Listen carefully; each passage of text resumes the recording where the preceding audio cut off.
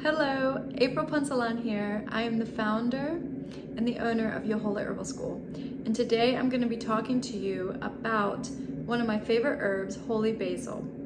And Holy Basil is such an important herb for you right now and for everyone that lives in modern society, because every day we're exposed to toxins and stress and a lot of stimuli.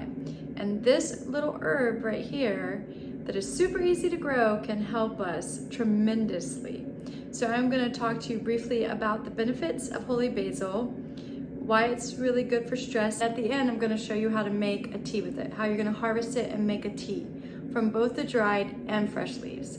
So stay tuned.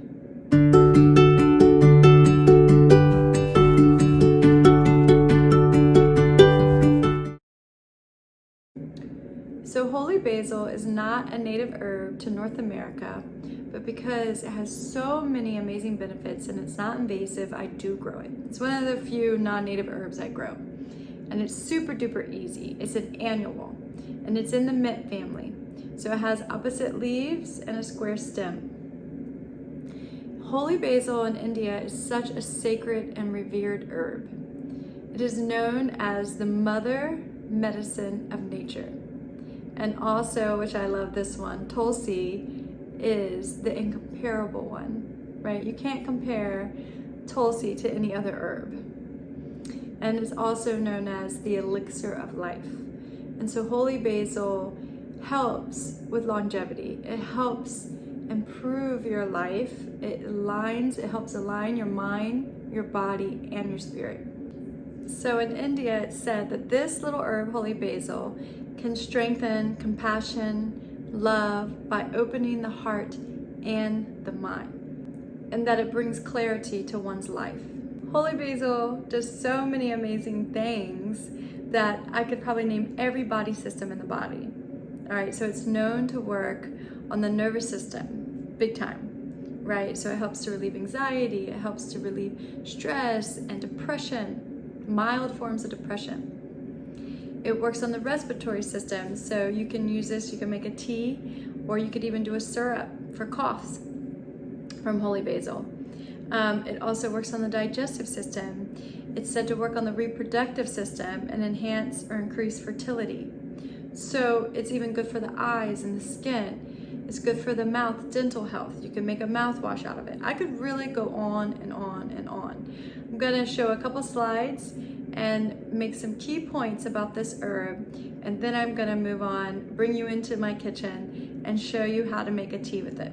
All right, I'm also gonna take you into the garden and I'm gonna show you where it's growing in my garden.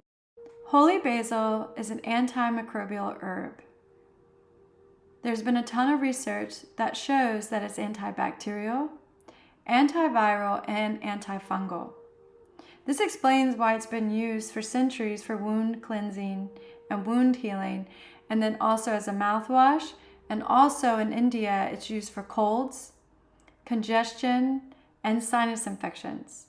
So this is a good herb to turn to when your immune system needs a boost. When Holy Basil became popular in Western culture, it was really because of its ability to be this anti-stress herb, this adaptogenic herb that helps the body deal with stress. It helps to normalize cortisol levels. It goes to the body where it is needed. So if you're dealing with stress, anxiety, or even mild forms of depression, I highly recommend incorporating Holy Basil into your life and drinking about 2 to 4 cups of tea per day. Holy Basil is also an anti-cancer herb. So there's been a ton of research, peer-reviewed journal articles that have shown that it's an anti-cancer herb, right, which supports Ayurvedic's claim of it being the herb, the elixir of life, and the herb of longevity. Because research has shown that it helps to reduce your chances of getting skin cancer, oral types of cancer, liver cancer, lung cancer, prostate cancer, and pancreatic cancer. So this is definitely an herb to invite into your life, your daily lifestyle, to turn upon to help reduce your chances of getting cancer. So holy basil is extremely easy to grow. You want to grow it by seed. It's an annual. And I'm going to tell you why you need to grow it and not buy it, because I have bought some in the past when I was selling it at the farmer's market and I couldn't even sell it. It didn't taste anywhere like the holy basil that I grew. And in fact, I know people that have tried holy basil and have told me that they don't like it, but that's because they purchased it.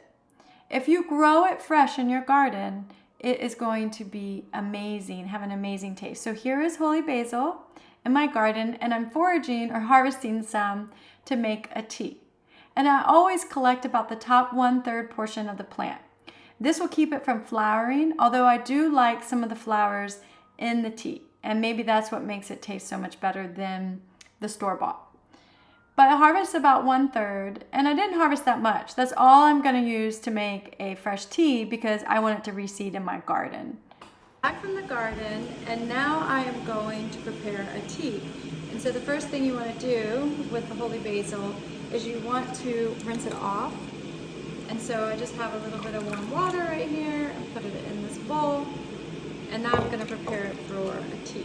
I'm going to show you how to make both the dried holy basil tea, which I love. So this is stuff that I processed and dried, and then also fresh. So you'll be able to compare the color, and I'll talk to you a little bit about the taste of the dried versus the fresh. So I'm going to make the dried holy basil first, and I recommend getting a French press because a French press holds about 2.5 cups of water. It holds about 2.5 cups of tea. And when you're making holy basil, you might as well make enough to put in the refrigerator. Make sure you're getting those 2 to 4 cups, especially if you're under a lot of stress. So I end up adding 3 tablespoons, but I want you to know that when it comes to making a cup, like say you're not doing a French press, you want to do 1 to 2 teaspoons of holy basil per cup. A tablespoon is 3 teaspoons. I wanted to make this extra strong, so I ended up doing 3 tablespoons, but I definitely could have did less. I definitely could have done 2 tablespoons of dried holy basil for the 2.5 cups. I have a tea kettle, and I recommend getting one if you're an herbalist or you love tea. It's priceless. When it comes to fresh herbs, they have a lot more water in them, right? You haven't dried them. So you need to use more. And so I recommend for a cup of tea from fresh herbs, you need 1 tablespoon of herbs. So here I'm putting the holy basil in a tablespoon, and I'm adding it to this cup. Do the same process where I pour the hot water over the tea, and I will steep them for almost the same amount of time. So I recommend steeping them anywhere from 10 to 15 minutes.